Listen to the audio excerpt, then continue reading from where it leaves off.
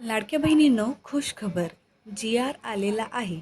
17वा 18वा हप्ता अडकलेला असतील, ई-के.वाय.सी चुकली असेल तर हा व्हिडिओ शेवटपर्यंत बघा. लाडक्या बहिणींनो, आज तुमच्यासाठी 3 अत्यंत आनंदाच्या बातम्या घेऊन आली आहे, ज्याची आपण सगळे आतुरतेने वाट पाहत होतो. ती खुशखबर काल दुपारी अधिकृत जी.आर.द्वारे आलेली आहे. पहिली मोठी खुशखबर, जी.आर. आला आहे.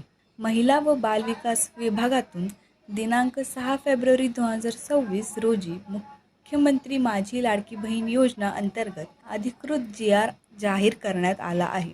हा जी.आर. खास त्या ताईंसाठी आहे ज्यांची 17वा किंवा 18वा हप्ता अडकलेला होता, ज्यांची ई-के.वाय.सी चुकीमुळे थांबली होती. दुसरी मोठी खुशखबर, ई-के.वाय.सी ऑनलाईन सुरू. लाडक्या बहिणींनो, आपली सर्वात मोठी मागणी पूर्ण झालेली आहे. ई-के.वाय.सी आता पुन्हा ऑनलाईन सुरू झाली आहे. अंगणवाडी सेविकांवर अवलंबून राहण्याची गरज नाही. स्वतः मोबाईलवरून ई-के.वाय.सी अपडेट करता येणार आहे.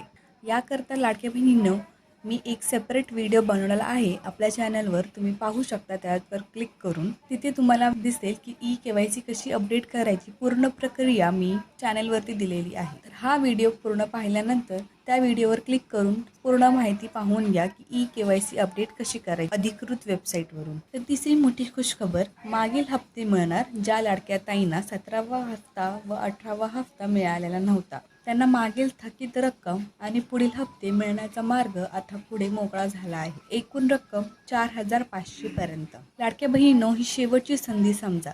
चुकीची ई-के.वाय.सी केली, चुकीचा पर्याय निवडला तर पुढे समस्या येऊ शकते. निवडणुका जवळ आहेत. ही ई-के.वाय.सी लिंक कधीही बंद होऊ शकते, म्हणून आत्ताच योग्य प्रकारे आपली ई-के.वाय.सी पूर्ण करा.